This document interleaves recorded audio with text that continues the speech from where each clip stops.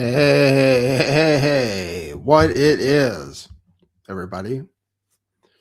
Welcome to the War Report. Sorry I've been missing for a little while. I'll try to do shows more if that's what people like. Somebody told me that he likes seeing my shows, so I was like, oh, I better do one. What's up, everybody? How's it been going? How are your investments? How's your 401k? The Dow is 50,000. Not anymore. She marked the top, actually.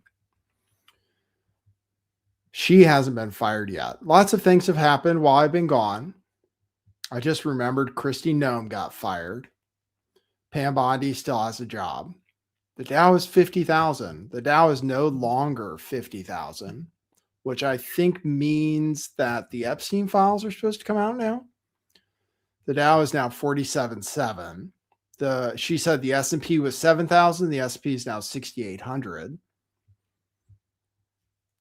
And it's probably going to get worse, according to the Qataris. Oh, come on now. It's because this tab takes up so much data. I better take it off this tab. It's freezing me. Even a nice computer with 16 gigabytes. This is one of the ones that's supposed to be good for running those robots. Come on now. Come on now. Get me caught up with people. People don't like to see frozen screen. So the war is going on. The title, or in the screenshot for this, I said we already lost, which I believe we have. We have goals that are completely unattainable. We have a schizophrenic president. It's a schizophrenic war. We either won or it's going to last until forever. We either won already or it's going to go on forever. And there's going to be troops. So it's either over or it's not over, depending on which Trump you're listening to. He made news yesterday, really moved markets, killed me, actually. Like 10 minutes, I lost a bunch of money because of Donald Trump yesterday. And some people made a bunch of money. So I'll tell you about that. Fix the tab slowing your browser. Yeah. Okay, I'll fix it. Go ahead, fix it. There, put it on silent for now. That's my investing.com tab. It uses a ton of resources. But I'll have to show you it maybe to show you oil prices. How are gas prices near you? I was tracking gas prices over the weekend at the cheap gas station where I fill up, which is in town. I was in town in San Luis Obispo. In my town, gas is expensive. It's probably $5.60 a gallon here in this town, which is kind of remote. But in the main town, I filled up when I got there on Friday at $4.75 for credit. For cash, the price was $4.55. And now the price is $5.25 for credit, $5.05 for cash. So it went up 50 cents since Friday here in California. So 50 cents since Friday. They say it's gone up about nationwide. They say it's gone up like 50 cents in a week, but I actually saw it go up day after day and intraday even. So the price of oil was skyrocketing. It was skyrocketing over the weekend when markets opened. It went all the way up to almost $120 per barrel and then subsequently crashed. So I'll tell you about all that on this show. Donald Trump thought it would go better. Donald Trump thought that it would be a lot easier than it was. Nobody, even though they say they predicted what was going to happen as far as gas prices go, they didn't really predict it. They didn't realize how bad it would get so quickly. And they're panicking, actually, at the White House and even in Israel. They're actually in a state of panic because they realize that the goals are unattainable without serious commitment. of hundreds of thousands of ground troops, multi-year probably, the goals that we apparently have for this war, which is either a war or not a war, the war which is not a war, a special military operation. And if we continue, if we can't get out of it, the Strait of Hormuz will remain effectively closed, most likely, and oil will go to $150, which means gas prices will go significantly higher for the United States, and the world economies will crash. Even Israel is concerned. Everybody's looking for a way out, but Iran, I don't think, is going to make it easy. Iran doesn't want to quit. So we'll talk about all that on this show. Iran doesn't actually want to quit. Iran wants to keep going. They like it because they're winning, actually. So I could have said they already won. I said we already lost. Iran is actually winning the conflict very simply by keeping the Strait of Hormuz closed, because it's going to crash the global economy, basically, and bring down the American empire, if you listen to some people. So that's where we're at right now. It's pretty exciting. Hopefully you guys are following the news. The United States government is putting out epic memes. Football. I don't even know if I have the baseball meme. SpongeBob memes. Video game memes. I'll play those for you. Trump says many things. Like I said, he said that we already won, basically. He said we've already won and can quit soon. But he also said that when asked if it was the end or the beginning, he said it's both. He said it's both. So depending on who you listen to, it's hard to know what exactly is going on. The American people don't believe it, especially Democrats, but also independents. They don't believe our objectives, or they don't believe that Trump has made our objectives clear, which I don't blame him for. So that's where we're at. That's where we're at right now. Probably things are going to get more expensive, or at least gas is going to get more expensive. Probably, unless we wrap up the war. But if we do, we basically admit we failed, pretty much, I guess. So I'll explain all that to you, and then I'll show you some stuff. We're doing it for the Jews. Lindsey Graham makes that epically clear. So I'll make sure to cover that segment of the show, or, for Israel, which is a Jewish state. So lots of memes about that. Apparently calling it Operation Epstein Fury is anti-Semitic. So I hope you're not doing that.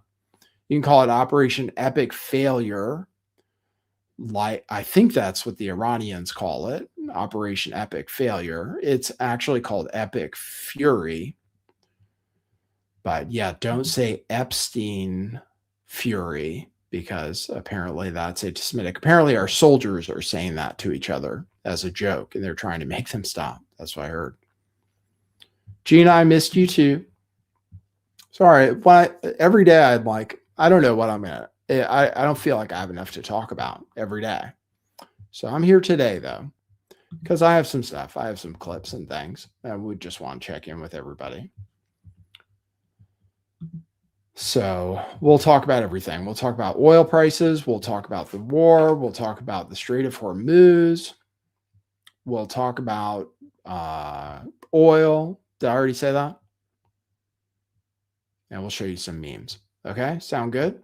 All right, thanks everybody for tuning in. We will play our intro and get on with the show. Okay, cue musical intro. Boy, that's brilliant.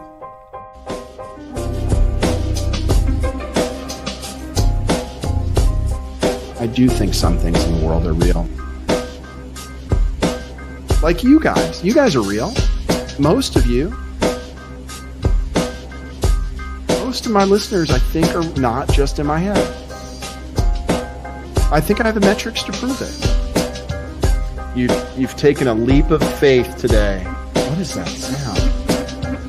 And I apologize if you take offense. I'm a little offended myself. Welcome to our show. Welcome to the future. What it is, joining you live from sunny California. It's a beautiful day today. I'm your host, Nathan Stoltman. And I bring you the news, the real news. Not Me has another nickname for it, which is Operation APAC Fury. That's a good one too. Thank you. Operation APAC Fury is acceptable. I like Operation Epic Failure, especially when the Iranians say it. I'm on Iran's side, in case that's not clear. I'm rooting for them, the Islamic Republic, to win this war, which I think they already have. Kind of. I mean, I don't know. We'll see. Depends what we do next. But the guy might be dead. The new guy, he might be dead. Bob Ross, Antichrist, says, Nathan, it seems like things are on the way to being Jover. Well, I'd listen to a political podcast with some kind of like middle of the road people. And yeah, Mark Halperin I listen to. He's like a journalist that's kind of middle of the road. He says, yeah, it's going to wrap up like this weekend. But if it does, I don't know what that means. In my opinion, we haven't accomplished any of our objectives. The only way to accomplish our objectives is to be eternally at war with the Islamic Republic of Iran. So it could be that we quit. It could be that we quit, but we haven't done anything. And Iran actually doesn't want to quit. That's the thing. So if we're going to try to negotiate, if our goal was to total surrender, but Iran doesn't want to surrender. They actually want the war to continue so that they can remake the situation in the Middle East so that Israel doesn't ever bomb them again. And according to some, they want Netanyahu, they want regime change in Israel as part of their agreement. So it's not clear, but yeah, we could quit any day and declare victory. But in my opinion, we haven't. I guess I'll talk about that. But yeah, that's what people are thinking. The oil prices are going down. I opened an option on oil yesterday. It's very expensive. That the price was going to go up. And then, like minutes later, Trump was quoted as saying, we won the war and it's going to be over soon. He was quoted as saying something like, we already won and it's going to be over soon. And then I lost a bunch of money and I sold my position immediately. And oil was down. It might have been down today. It was kind of flat today. So pay attention. Don't bet on things when Donald Trump is president. It's very risky. But yeah, people are betting that it's going to be over soon. People are betting on the taco trade. The taco trade, which is that Trump is very sensitive to markets, basically. And that when markets start to tell him he's doing something wrong, he immediately backtracks. So that's what everybody's betting on. They call it the taco trade. Trump always chickens out, which is that everything is going to end much sooner than expected. And people bet on it during the Greenland crisis. They said he's going to chicken out on that, which he did. And many other situations, pretty much, which is that Trump always chickens out. Which if we leave without accomplishing anything, that will have been what he did, basically. So apparently his advisors and Israel are very concerned because of the economic stuff going on, the damage going on, because Iran responded appropriately and started attacking everybody who has bases, American bases, everybody who lets American planes fly over them, just everybody, oil, everything. So Anyway, thanks for joining the show. If you'd like to tip, Super Chat is still inactive, although I have contacted them. You can Super Chat by going to buymeacoffee.com/lifttheveil. It's always scrolling across the bottom of the screen to remind you. You can Super Chat that way. Oops, wrong button. Buymeacoffee.com/lifttheveil. You can buy coffees. You can leave a message, and I will read it before the end of the show. You can do it anytime, even when the show is not live. So if you're watching the replay, which I'm sure some people are, you can do it anytime.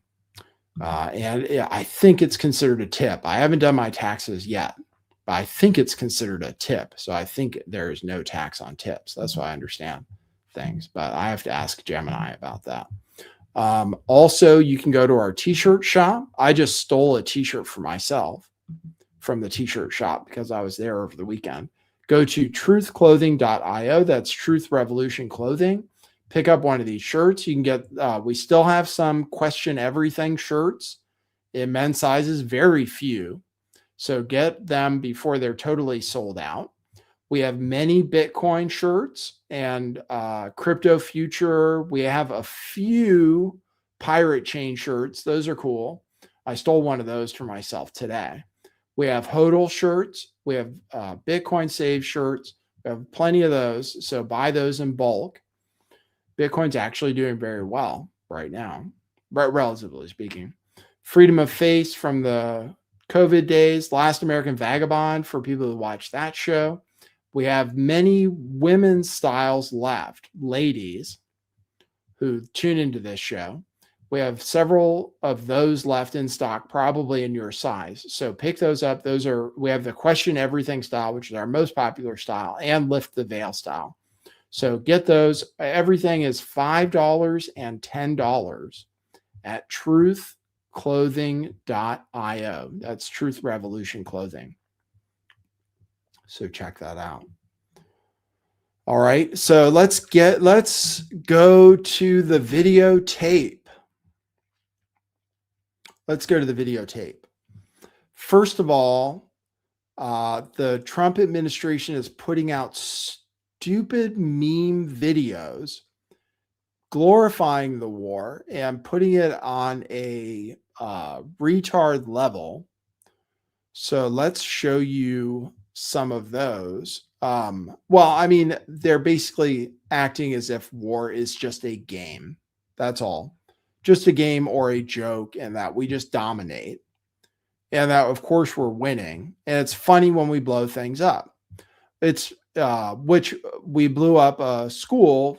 It seems effectively 100% confirmed, except to Donald Trump, that we bombed a school full of girls and killed like 150 elementary school aged girls with a Tomahawk missile. So that was funny. According to the White House, it's all funny. According to the White House, we're dominating, we're winning. So we're putting out videos like this. So let's show you some of these videos here. Here's one. Oh shit, here we go again.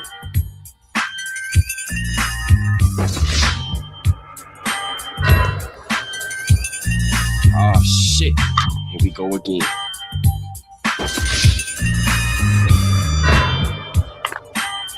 Oh shit, here we go again.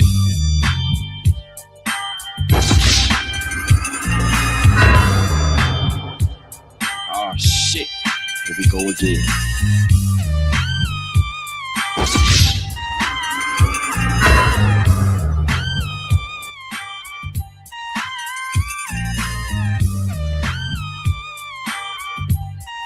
Oh shit. So that's one of them.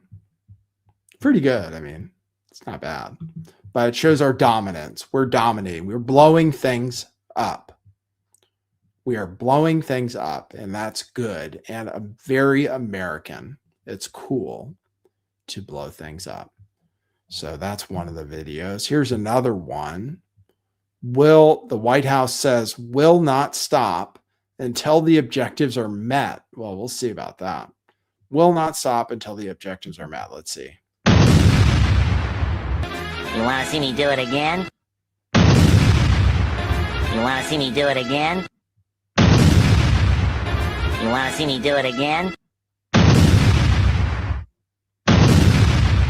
That's it. SpongeBob, that's one of them. So we put that video out. I don't even have the one with baseball. Then there's one with football called Touchdown, where there are no touchdowns shown in the video. White House says touchdown. So it's just mixing all these things that are like, it's so juvenile. Like, oh, if we show big football hits, that'll get people behind us. But here's another video from the White House. I'll show you that.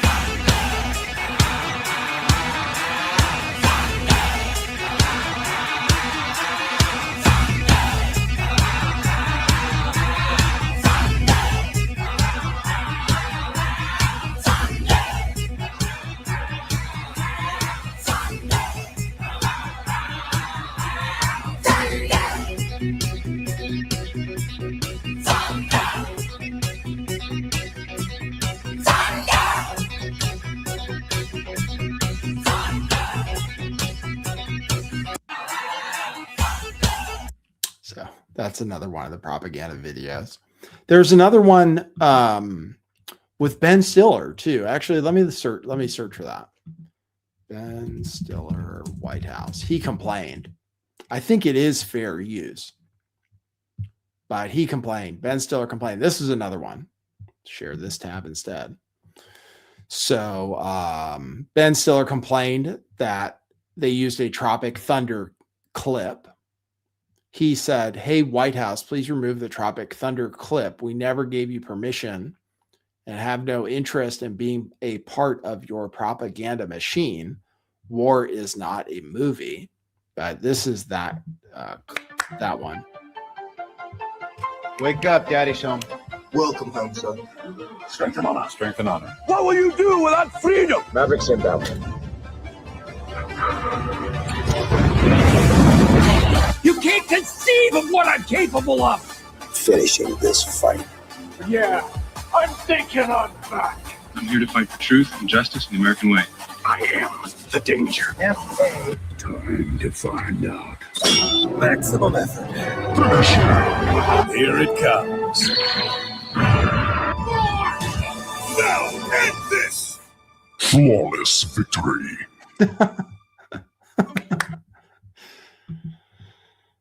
Yeah. So that's another one of them too. I mean, they're all whatever. It's cool if you're into it. Like if you think the war is awesome. Some people do. A lot of people do. Even a lot of Democrats. They're like, oh yeah, what were we going to do? You have to contain Iran. Okay, so that happened. Someone said, what are the objectives? Michael Patrick Porkins says, what are the objectives? They have not told me. They are constantly changing, but we have been told many things. When Trump first made the announcement, it seemed as if one of the objectives was regime change. It seemed very strongly as if one of the objectives was regime change, as in not replace the Ayatollah with another Ayatollah, but as in replace the Islamic Republic with something else, maybe a democracy. But it's been made very, very clear since then that that is not officially one of the objectives. We would be very, very happy replacing the Ayatollah who we killed first with a better Ayatollah. And while it still remains the Islamic Republic, the IRGC still runs everything, etc. If we just replaced the old Ayatollah with a better Ayatollah, but we had a few of those in mind, but we killed them all. It's pretty funny, actually, I guess. I think it was Israel that was responsible for that particular strike. I think that's what they were looking to do officially, is that Israel knew in advance that on a Saturday which is a good day for us to get involved in a war because the stock market's closed. Israel knew in advance that on a Saturday, that all of the people would be meeting in person together at one location. So they were planning to strike and kill everybody there. And so we agreed to it. It's very contentious. Why? Why did we get involved in this war? Why? People are saying Israel dragged us into it. That's because that's what that's actually what Secretary of State and other positions, Marco Rubio, said, was that Israel said they were going to attack no matter what. And we said, oh, okay, we'll attack with you then, right? So we apparently totally agreed to that. Even though we give Israel all our money, all their money for their military, and even though theoretically they're a client state of ours, theoretically we control Israel rather than the other way around. Theoretically, we, instead of telling them no, we said, oh, okay, all right, well, we'll go ahead and go and attack too, if that's what you're going to do. So that's how it started. Yeah, they knew everybody was going to be together. Trump said he had in mind a few people who were more reasonable. Like, he wanted it to be like Venezuela. Trump did. He thought it would be like Venezuela. We would just, we wouldn't do a regime change. We would just change the person in charge, and the new person in charge would be our bitch, basically, which is what happened in Venezuela. Is the new person in charge agreed to be our bitch because she's not Shia and actually is afraid of dying, which Iranians aren't. That's all, because they want to die. Kind of like they say they're suicidal. They are kind of, because dying to them is awesome, because of the martyrdom situation and the 72 virgins or whatever. They love to die. So they're not afraid of being killed. I have this tweet which says, let's share this tab instead. According to the New York Times, U.S. officials are surprised by the Iranian military response, did not expect retaliatory strikes to be extensive or sustained, planned for operations in Iran to go similarly to Venezuela. That's what they expected. So anyway, yeah, apparently that's what we expected. We had no idea they would start attacking oil infrastructure and all of their neighbors and shut down oil completely coming out of the Middle East. Had no idea, apparently, even though it was very predictable. Didn't plan for it, and now want to look for a very, very quick exit if possible without accomplishing any of their objectives. So the objective was, according to Trump's first statement, it seemed to be that the objective, you asked about the objectives, was regime change. It's not, it is definitely not an objective right now. The regime change, everybody says, is not an objective. The other objectives, which they're saying, and it does change, are, well, this one changes. We don't say this one all the time. We're supposed to, they're not allowed to do nuclear, but we don't say that one all the time anymore. But one of the objectives is that no nuclear enrichment, no nuclear. The other objectives, which they do say every time, are no missiles and no proxies. That's what they're saying now, and no Navy. So the ones they say every time, no missiles rather than no nuclear. We don't even say no nuclear because we haven't struck their nuclear facilities. I don't know if we plan to. No missiles, no Navy, no proxies. Okay, those are the objectives. Now, officially, no missiles. The missiles are because, like is happening already, because they said that would be a shield for them building a nuclear bomb because they're building missiles very quickly and stockpiling them much, much, much, much faster than we can build defensive missiles, which are very expensive, to shoot them down. And that in a year, if things continued apace, then Iran would have too many missiles to fight them, which I think they already have this time, actually, at least to go on for quite some time. But the idea was, and eventually they'd make a missile that would be an ICBM, which would be an intercontinental ballistic missile, which could reach the United States. And then theoretically, they could put a nuclear bomb on it and bomb us from Iran. They're nowhere near that at this time. But so the objectives are for them to destroy completely their missile production facilities, destroy their navy, which theoretically would mean they couldn't effectively close the Strait of Hormuz. That's the idea behind destroying the navy. We want to destroy the navy so they can't control the Strait of Hormuz. But if they have missiles still, then they can. And the means to shoot the missiles, then they can, because they can just shoot missiles at ships and blow them up, and then the ships can't sail because they can't get insurance.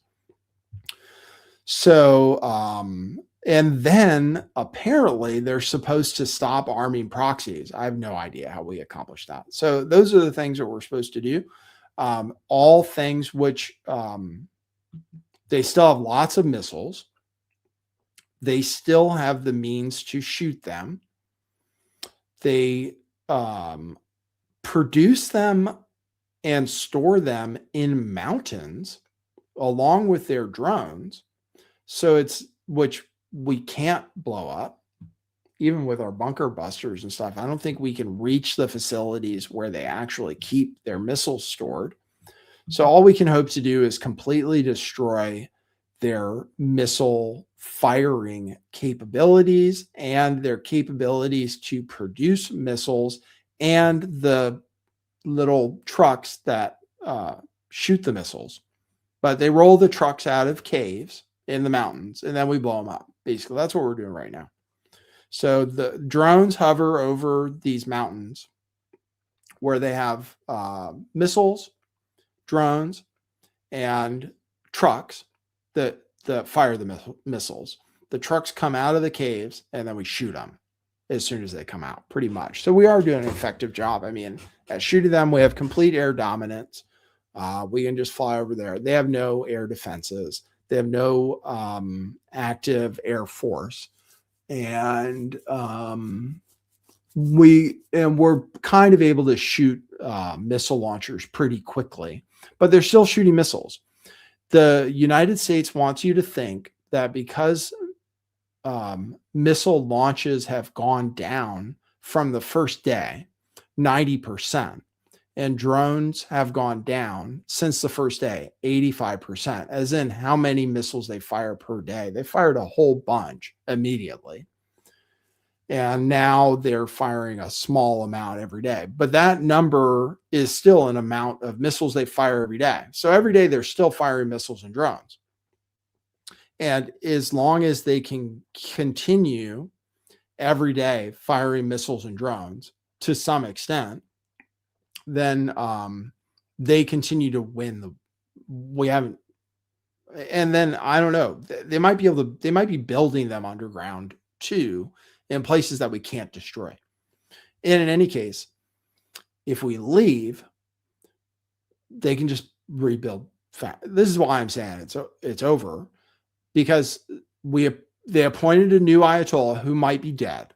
So that's one thing. He might be dead already. That's what they're saying. The new guy, who is the Ayatollah's son, whose father, son, wife, mother, something, were all killed by America now, or Israel. So they appointed him. He's, if anything, more hardcore than the last Ayatollah. So assuming we leave immediately, like tomorrow, there's still the Islamic Republic, which is run by the IRGC pretty much, who are hardline Shia Muslims, who is like they call them a revisionist regime, which means they want to take over the world. They don't care if they die. Actually, if they die, it's good. They don't want to quit. They don't surrender. And so if we leave, they'll just keep enriching uranium. They'll keep doing nuclear, and they'll just rebuild their missile factories and make more missiles and more trucks that carry missiles. It's like literally, our objectives are impossible without continuous war. Continuous until forever. Because they'll keep appointing new ayatollahs. Each one might be worse than the last. We obviously have no influence over it. And they can just rebuild every time. They don't want to quit enriching nuclear. They know the technology. They have the knowledge. They can rebuild it every time. So we would just have to be in a continuous state of war forever until there's actual regime change, until we actually put in a puppet government. But our intelligence community doesn't see them doing that. The people actually like the government to fight back against Israel and America because they hate Israel and America. Why not? Because America martyred their leader, who, even if they didn't like him, he's a martyr now, and they're Shia, and they want revenge. So that's why I say they want. I mean, we can leave, but we'll just have to come back. They'll just rebuild. Why not? Like, why wouldn't they? It's so dumb that it's unbelievable, actually. Where we have to remain in a state of perpetual war forever. And that's unless we put in a puppet regime, which we don't even plan to do. So anyway, so that's pretty much it. I mean, that's why I say they already won, because they want us to suffer. They want to keep shooting Israel because they hate them. And they're not going to agree to any kind of concessions anytime soon. Trump has no control over who they appoint as leader. They're replaceable. It doesn't matter. They're all replaceable with another Ayatollah. They don't care if they die. We can just kill them one after another. It doesn't matter. They'll just be replaced by somebody else. The IRGC controls things anyway. And they're radical Islamic, and they don't surrender. They don't give up. They keep fighting. So it's not clear how we walk away and declare victory. We can say it, but based on my understanding of things, there's nothing stopping them from rebuilding except a treaty, which they won't sign. They won't come to an agreement. They're not going to come to an agreement on nuclear. They're not going to come to an agreement on ballistic missiles. They can say they'll stop arming proxies, but I don't know what's stopping them from arming proxies. I don't see how we've stopped that. So anyway, Mr. Happy says I'm beating a dead horse. Okay, well, that's fine. Thank you. It's just, I made that the title and people asked. So thank you for that. Well, it's my first day back. I'm just trying to fill up time. But those are my thoughts. We must remain in a state of perpetual war forever, bombing them every once in a while, taking out some capabilities. But it's not ever clear we can get rid of all their capabilities. They have mountains. So that's that. I'll show you some more videos then. So we can leave, but I don't think we can control the Strait of Hormuz as long as they can launch drones. They'd like the war to continue for a long time, it seems like. We blew up a school. Here's Trump talking about the school. He claimed that anybody can get a Tomahawk missile because there's lots of reporting on the school. Trump claims that anybody can get a Tomahawk missile, which is crazy. So he's suggesting that the Iranians had a Tomahawk and intentionally blew up their own school. But it seems like we did it. So I guess that's going to be an issue for people. In case it wasn't. You just suggested that Iran somehow got its hands on a Tomahawk and bombed its own elementary school on the first day of the war. But you're the only person in your government saying this. Even your defense secretary wouldn't say that when he was asked, standing over your shoulder on your plane on Saturday. Why are you the only person saying this? Because I just don't know enough about it. I think it's something that I was told is under investigation, but Tomahawks are used by others, as you know. Numerous other nations have Tomahawks. They buy them from us. But I will certainly, whatever the report shows, I'm willing to live with that report. There you go. Please. So that's his idea. He was like, no, I think Iran did it. Yeah, they have like a picture of a Tomahawk coming in or something. So he's willing to live with it. People are going to die. 107 soldiers dead, 160 wounded, 8 badly. A bunch of them have returned to service. So that was reported recently too. So 7 people dead on our side. He says, oh, that's war. It's going to happen.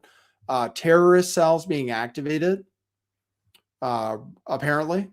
So I'll get to that news.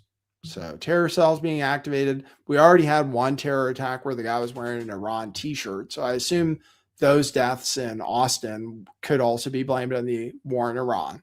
We'll probably get more. I don't see why we wouldn't get more from people who sympathize with Iran or just are Shia Muslims and sympathize with that ideology. Assuming terrorist attacks are ever real. Qatar says the war with Iran could bring down the economies of the world and warns oil prices may see $150 within days as Gulf countries prepare to shut down production. Details include Qatar predicts that all Gulf energy exporters will shut down production within days. Even if the war ended immediately, it would take Qatar weeks to months to return to normal. Qatar predicts that natural gas prices will rise 400%. Qatar says global GDP will be hit if the war continues for just a few weeks. Qatar says the war will delay all expansion plans for the country's energy industry. Yeah, this mentions that oil prices are the highest they've been. Oil is like $90 right now. It hit 120. And if the Strait of Hormuz is going to be closed for any extended period of time, then the price of oil will continue to go up. The price of gas will continue to go up. I think instead of betting on the price of oil, I think I'll just buy oil stock because I think the price is going to continue to go up. I don't see how we quit. That's all. And and Iran doesn't want to quit. So I don't know. I'm on the side of it going longer. Mostly because Iran wants it to go longer. Iran is very, very happy with the way things are going so far. Iran likes it. They like that they're doing damage. They like that the United States is panicking. They like that Israel is panicking. They like it. So, and they don't care how much we threaten them. They don't care if people die. So here is the talking points on oil. The talking points released on the price of gas going up. So we have many things about the price of gas. I will tell you the current price of oil. I'll open that tab that screws up my computer. The current price of oil is still not $90, $84 and $88. $84 and $88. So it's still staying contained because people believe Trump and they believe that the war is going to end soon. And there are various measures being taken. The G7 says they're going to release oil from their special reserves. And the United States says they're going to release oil from our special reserves. But that doesn't do enough if the Strait of Hormuz remains closed and Middle East oil basically doesn't move, which is where we're at now for the foreseeable future. So here's the messaging. This is a short-term disruption for the long-term gain. Short-term pain for the long-term gain. Short-term pain be for long-term gain. We're going to have some short-term pain with long-term gain. Short-term pay for a long-term gain. Some short-term pain, yes, but we've got some long-term gain. Short-term spike for a long-term gain. Some short-term pain for American consumers. We may have to deal with that in the short term. Short-term and temporary. Temporary short-term pain. It's going to suck in the short term. Some short-term pain. Short-term pain. We have to focus on the short-term. Short-term. Short-term. Short-term. Short-term and long-term. Short-term blip. Hopefully this is a short-term pain. Short-term is highly outweighed of the long-term benefits. Some short-term pain for the long-term gain. Short-term sacrifice for a long-term gain. This is a short-term disruption for the... Okay, so that's the messaging. The long-term gain is that Iran will no longer be a threat to anyone. I've explained to you why I don't see how we've... I don't know. We can blow up everything, but if the government's still the same, then they can just do it again and again and again and again and again forever. So short-term pain, long-term gain. A lot of people say it's going great. I don't know. A lot of people say it's going great. We destroyed their Navy. We destroyed, I don't know. Here is, somebody saying the same thing, basically. I think we all know that when you have a kinetic conflict like this, whether you want to call it a war or not, we are putting energy, resources, money into this. It is going to take a little bit of a sacrifice on the part of Americans. There is a political component to this. We have the midterms coming up. Yeah. The Democrats have tried to make it about affordability. That will certainly play into that. But I think the average American in my district understands the need that we decapitate this terrorist regime and make sure it never grows ahead again. And Congress, I think we all... The need to decapitate, what would they... That didn't happen. It grew another head, that's all. It grew another head. They appointed another Ayatollah who's worse and whose family we killed. Apparently the regular Ayatollah was going to die already. He had cancer or something. So he didn't care. And he stayed at home intentionally. That's the story from Iran, was that he stayed at home and was ready to die. He was just at home. That was the brilliant intelligence and stuff. He was like at his house and we bombed him. So he wasn't even trying to hide. That was because we tricked him and we did fake negotiations again. They were willing to do everything we were asking, pretty much. But we decided to start a war instead. And then gas prices would go up. I don't think people are going to be happy with gas prices eventually, if it's not very short term. Yes, for the short term, people will be okay with it, mostly. But if it's long term and it keeps going up as fast as it has been going up, then I think very quickly people's opinion will change. So that's my opinion. I think very quickly people's opinion will change, especially if the stock market starts to crash too. Terrible employment numbers came out. I mean, we were already going into a recession. It looked like we had terrible employment numbers, job losses, a huge mess on jobs. So stock market's going down, oil's going up, Inflation is still high. Here is what Dana Bash said Trump said. Region. I asked about rising gas prices, and he said, that's all right. It'll be short term. It'll go way down very quickly. And I said, well, they're pretty high now. And he said, no, they're not. They're up a little bit, not much, but it'll drop to record lows. And so I asked, well, does this mean that you're going to figure out the Strait of Hormuz soon? Again, something you were just talking about. He said, quote, it's already figured out. We've knocked their Navy because, you know, when you knock out the Navy, they can't do what they wanted to be able to do. The Navy is almost, he said, we just hit the 25 mark. Can you imagine that? Big ones. 25 ships are down. We're doing very well. And region, I asked about rising. So we knocked out the Navy. There are rumors that they were planting mines today. So if those are true, then that would be really like ships. Right now, ships can't get insurance. So somebody in the chat was saying it's like an insurance scam. Ships can't get insurance because a few ships were blown up by Iranian missiles already. So ships can't get insurance. Without insurance, they won't sail. So they're all parked right now. They're not willing to go through it. Trump actually said, show some guts. Oh, the Department of Energy tweeted out that a ship went through the strait today and then had to delete it.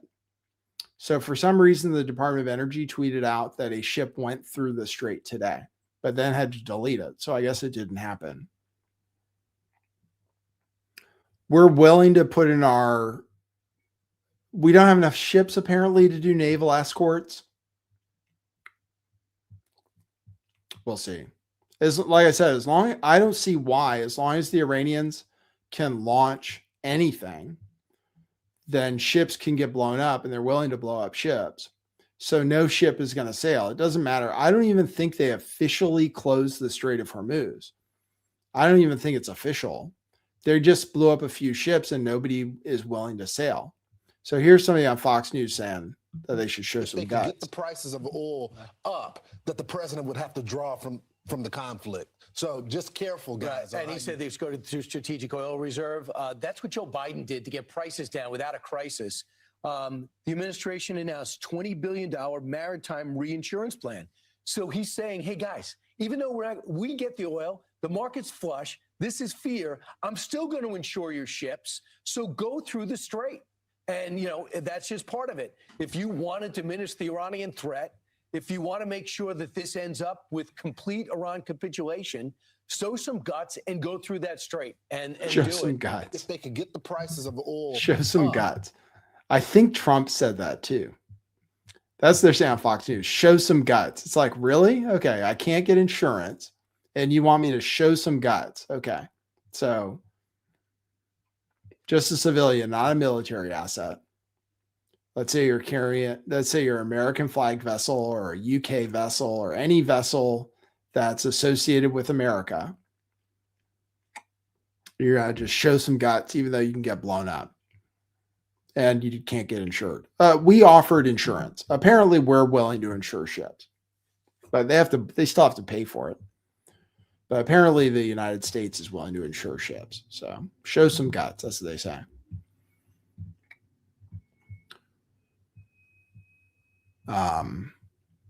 Here is what, regarding terrorist threats, the FBI was planning to warn local law enforcement about terrorist threats. They are not supposed to run that by the White House before they put out an announcement. It's supposed to be something they are allowed to do and are supposed to do independently of the White House. So they have an idea based on their intelligence that there are active terror threats in this country because of the Iran conflict. They were going to warn local police agencies. They broke protocol and ran it by the White House. And the White House told them they couldn't do that because they don't want people thinking that, basically. Like the White House doesn't want people to think there are terror threats.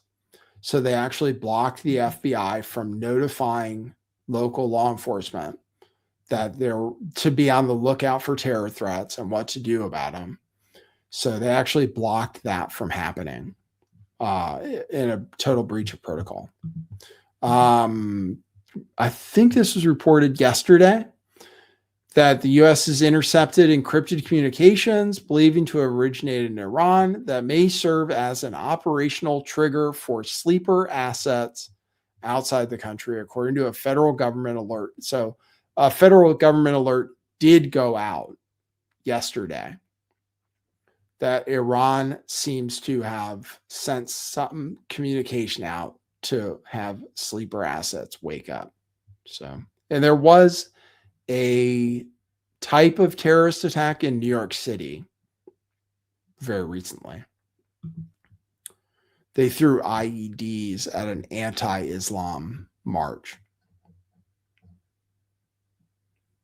The justification is the justification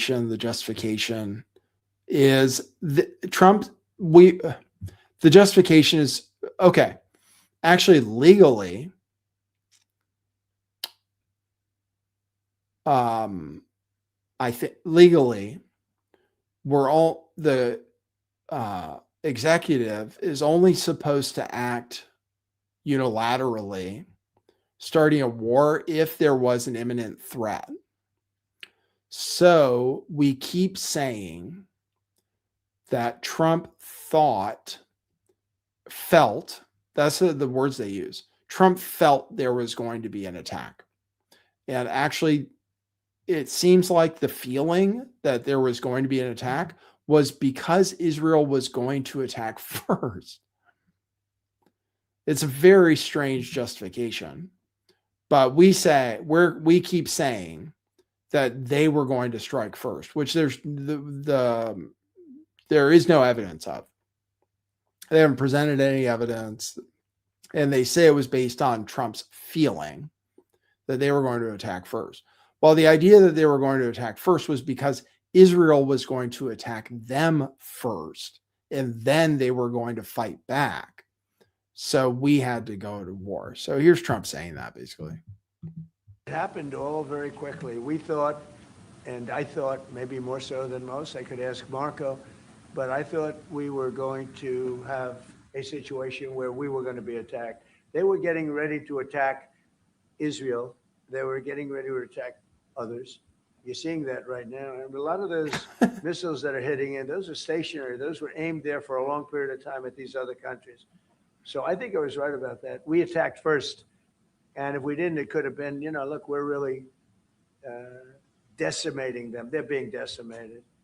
And if we didn't, and by the way, we have massive amounts of ammunition. We have the high end.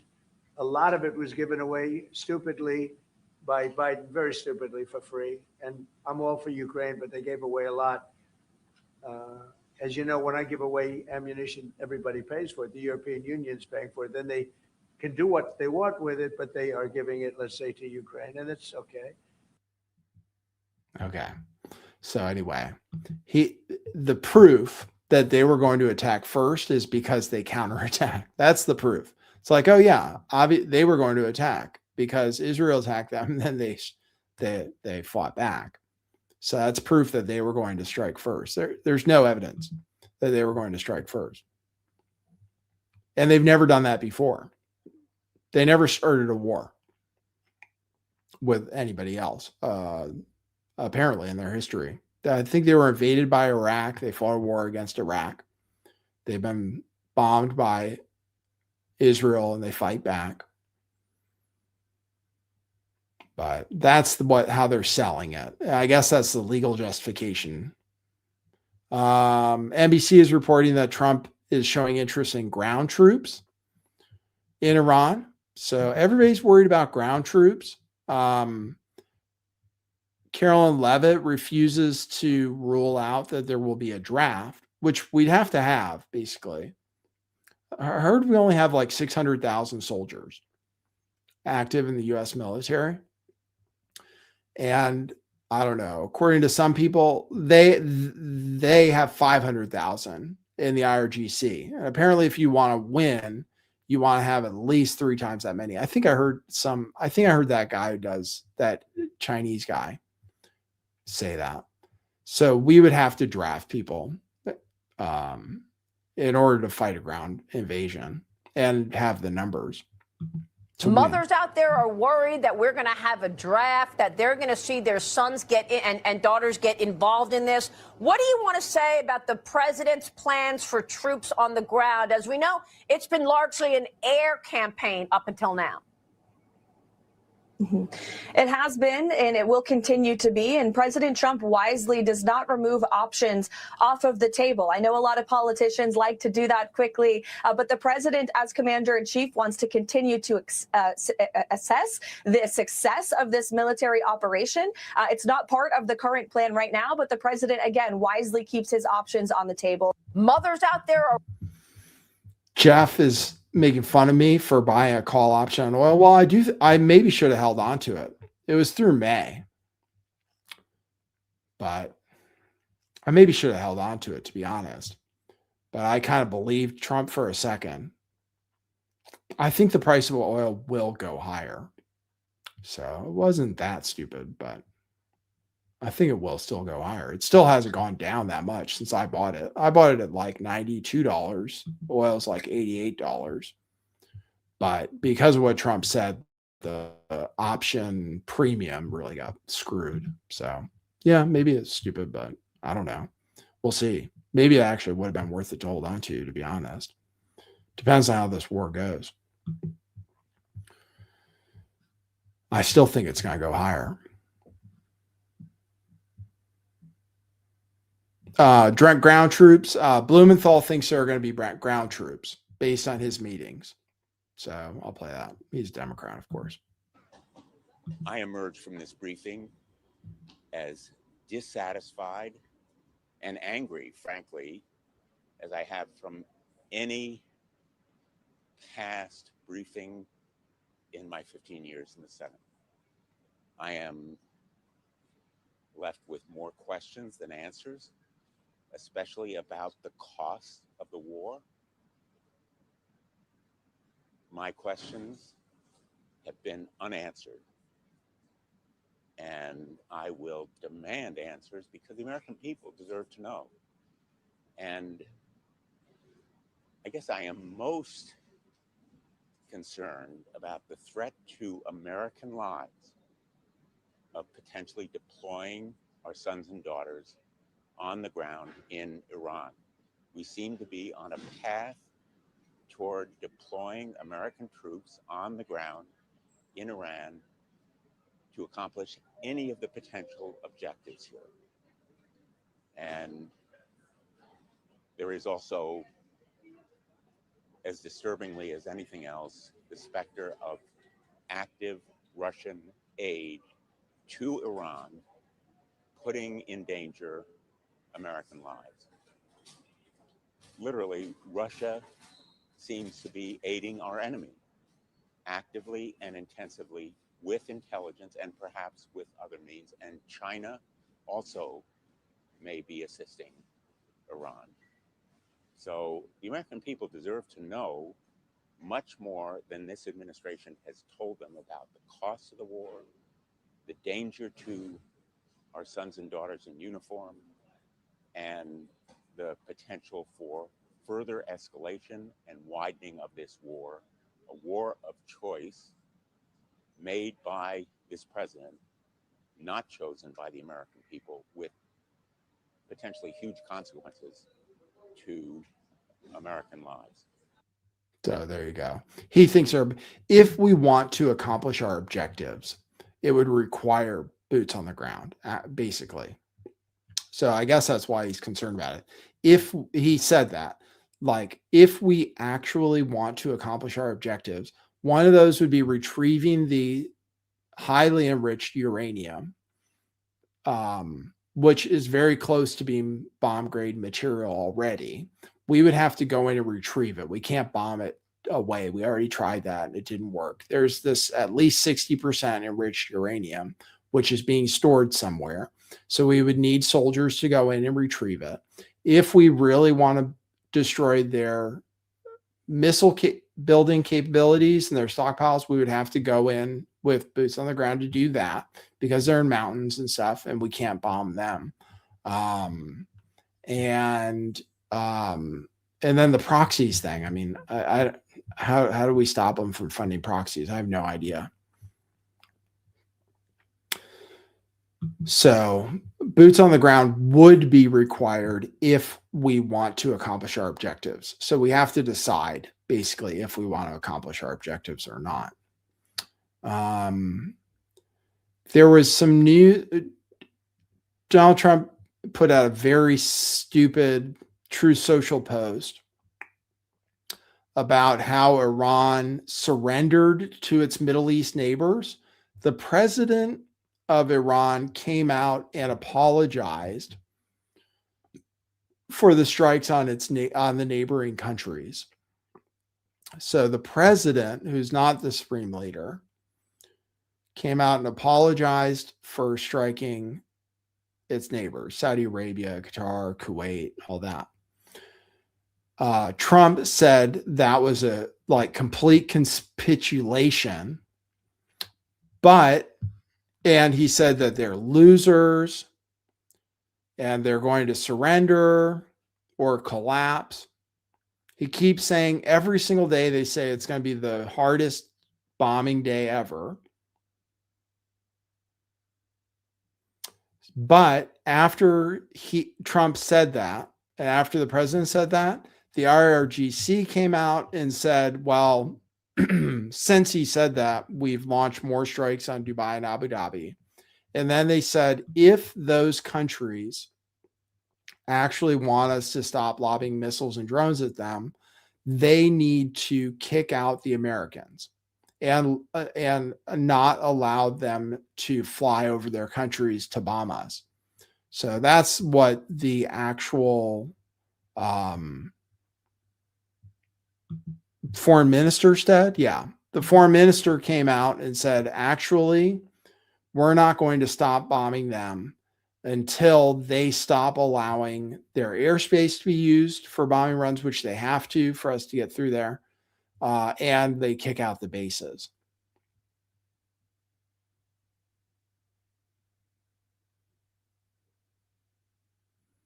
He said, President Pezeshkian expressed openness to de-escalation within our region, provided that our neighbors' airspace, territory, and waters are not used to attack the Iranian people. Gesture to our neighbors was almost immediately killed by President Trump. So they actually, Trump claimed victory on that, but they immediately just kept bombing them. So, all right, Jewish news. Okay, we are doing it because Israel said they were going to do it anyway. So Trump is saying things about how we're anti-Semitic. I haven't played this clip yet. Let's see.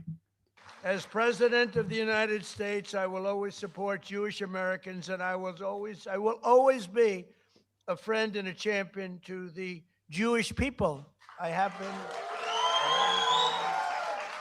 And I will say, you know, if you go back 10, 12, 15 years ago at the most, the strongest lobby in Washington was the Jewish lobby. It was Israel. That's no longer true. You have to be very careful. You have a Congress in particular, which is becoming anti-Semitic. You have AOC +3. You have those people, Ilhan Omar, she hates Jewish people. And you have to be very careful because there's been a big change. You know, if you go back 15 years ago, I'm not Jewish, but my father was very friendly with many, many Jewish people, was honored by Federation. I would go with him to Federation of Jewish Philanthropies and many other things. And we grew up respecting and loving Jewish people. You know, you don't even think about it. In Brooklyn and Queens mostly. And my father didn't go to Manhattan. He never went to Manhattan from the standpoint. He could never understand how in Brooklyn you could buy a piece of land for $3 a foot and how in Manhattan you had to pay $1,000 a foot. He said, I can't get that. I don't like it. I like to buy it for $3. So it was different. It's a different thinking. In a way, I'm glad he didn't do that because he let me have some of that fun. And I had a lot of fun in Manhattan. We did great. But my father would tell me the most powerful lobby that there is in this country is the Jewish lobby. It's the Israeli lobby. It's not that way anymore. You have a lot of people in your way. You have a lot of people that don't want to help Israel. You have a lot of people in Congress that don't like Israel. You have a lot of people in Congress that, in a way, I think, Mike, we could say it, right? You're there. You're doing an amazing job, Mike Lawler. They hate Israel. They hate Israel. And if you would have told me 15 years ago that that was possible, Jason, I would have said, there's no way. There's no way that's possible. But it's happening. And obviously, it's getting progressively worse. Less so in the Senate, but the Senate's starting also. You get glimmers, when I'm in the back rooms talking to people, you get glimmers of statements that you say, whoa, where did that come from? So we have to be, Sid, we have to be very careful because bad things are happening. And then you see what goes on in Australia or October 7th. How about October 7th? And then you have people that deny it ever happened.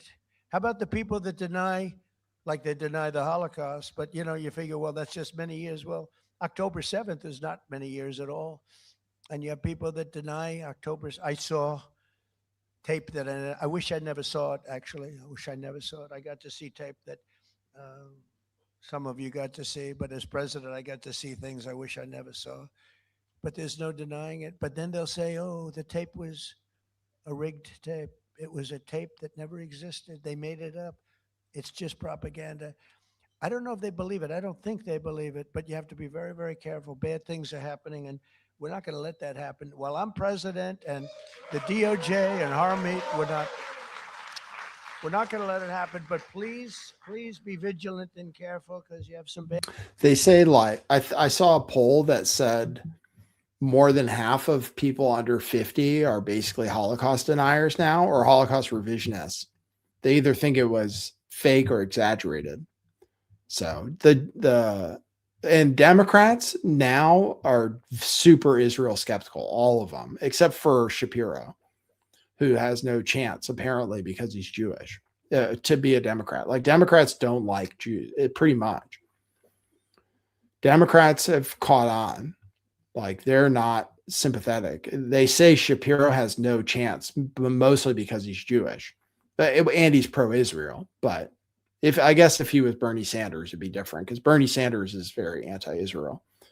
But the Democrats have caught on. It's going to be a big deal this election cycle, whether you support Israel, even for Republicans. That guy who's like apparently who doesn't seem that serious is doing really well in Florida. Who's like a Groyper candidate, Fishback. Fishback is a Groyper candidate, and he's apparently doing great in the polls, even though he's like apparently some kind of loser, deadbeat or something, convicted of fraud or something in the past, something like that. But because he's anti-Israel, like hardcore, like people love him in Florida. So it's catching on. Okay, here's the deal with Israel. Israel, you guys know the story by now. Israel said they were going to attack, so we had to attack first. This is what happened during the Biden administration. Look, this has been a long story when it comes to Iran.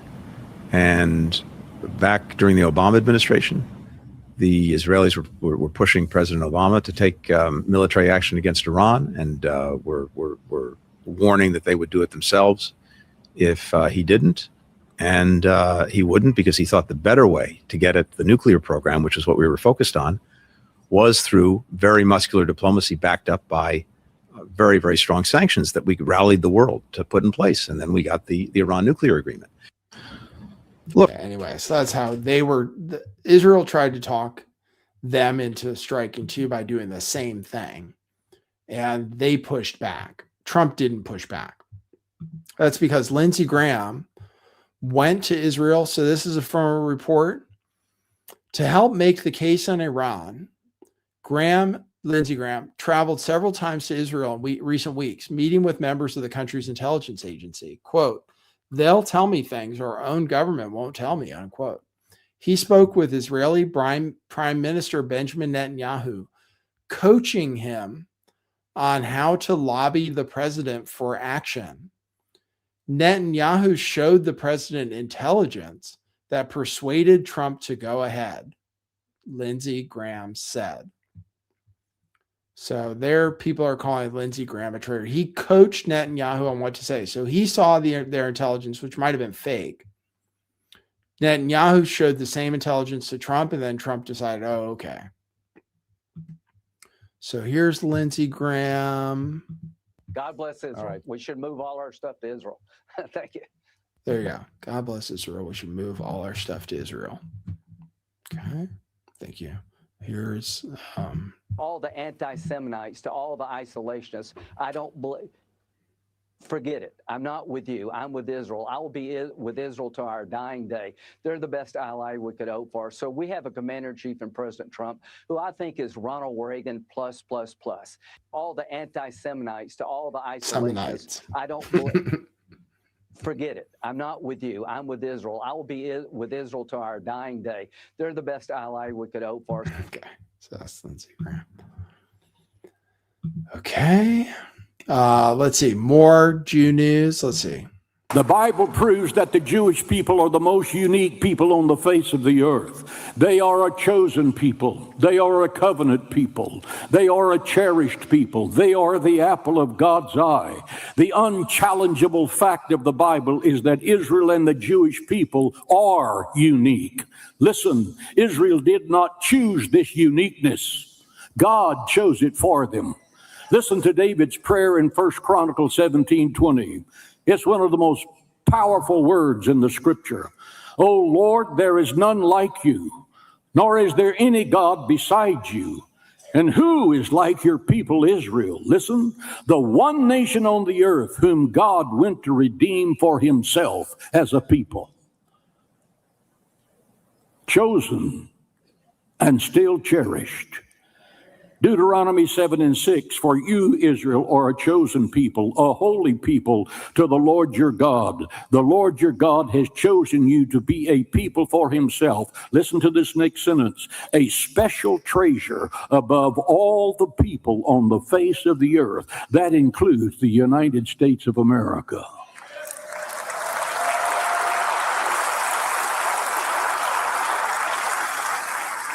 Better than the United States of America. So that's, yeah, the religious zealots, they love it. There was a news report. There's a news report that military leaders were telling their soldiers that it was a religious war. They were saying that it was a religious war, and the soldiers complained because they're not supposed to mix in religion with that stuff. Oh, and that Trump was chosen by Jesus to do it. That's why Trump was being guided by Jesus to do war on Iran. So, and Hegseth has like a Crusader cross tattoo, and he's super religious, and he thinks the third temple is going to be rebuilt and stuff. So it is another religious war. Polls have moved sharply since the beginning of the war. Democrats now have a 47% chance of taking the Senate, according to Polymarket. So it's just getting worse and worse ever since the war started. So I don't know if that's going to turn around. So there's that. Okay, finally, I have a video that was just weird. A video that's just weird about gay maps. So I'll play that for you. Can you tell me what is queering the map? So I think we were trying to make the maps more gay. Literally? That's, well, how do you don't make a map know. more gay? I mean, especially or with gay AI, at all? you know, since the age of cartography, we've had pretty good maps, but maybe they weren't gay enough.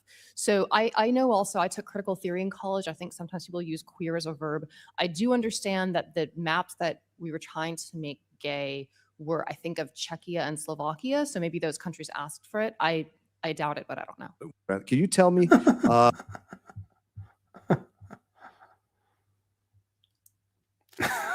I don't even know what she's talking about. Yeah, well, apparently they weren't gay enough. I have no idea what that means. Maybe they asked for it. All right, cool. So that's that. That's the news, everybody. Thanks for tuning into my show. Let's see. I did get coffees. I got coffees. I got 10 coffees. Oh, thanks. Jewel Lightheart bought a coffee, said payday for me, coffee for you. Thank you. Much love, Nathan. Thank you for a well-rounded show. It's not well-rounded. I'm firmly on the side of Iran. William Birkins bought 10 coffees. That's huge. Nice to see you. Thanks for hosting. Any Claude bot updates, or does Poly Market have any interesting odds? Well, I showed you the odds on the Senate from Poly Market, and Claude bot. Mine doesn't do anything important. Mine doesn't do anything except give me news updates, which I could get myself. So I get news updates at 9 and 1 o'clock from my bot, and that's it. That's the only thing it does. It just gives me headlines, which I get anyway because I'm on Twitter, and nothing else. It doesn't do anything. Most people are reporting that they don't. You have to spend so much time telling them to do things, and they don't actually do anything special. I mean, the things that AI is good at is coding. So I don't use it for any coding because I don't have any ideas. It's good at coding. So if you're into coding, it's good for coding. So,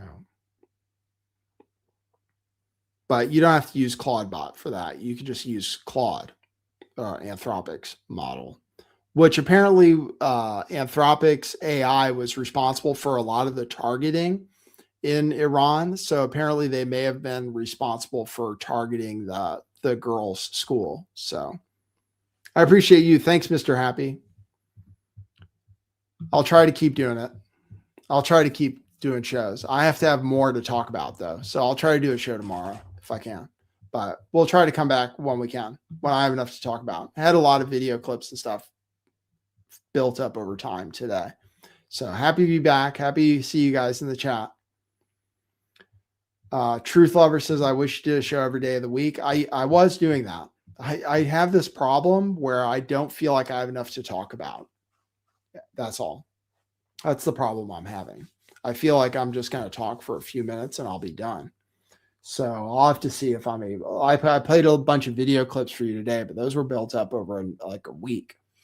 So I'll see what I can do though. If I feel like I can talk to you guys and give you guys some insights, I'll do shows more often. I know you guys appreciate it. So I'm having trouble. That's all. I'm just having mental problems, I guess. So, but happy to be back today. Happy to give my perspective on what's going on, and we'll be back at some point. So thanks everybody. I'll try to come back. I'll see what I can do. I go through the news every day and I bookmark things every day. So I'll do my best to get as much news as possible. All right. Thanks everybody for tuning in. Good to see you. If you want to support the show, go to buymeacoffee.com/lifttheveil or buy our t-shirts at truthclothing.io, and we'll see you at the next one. For now, that's what it is.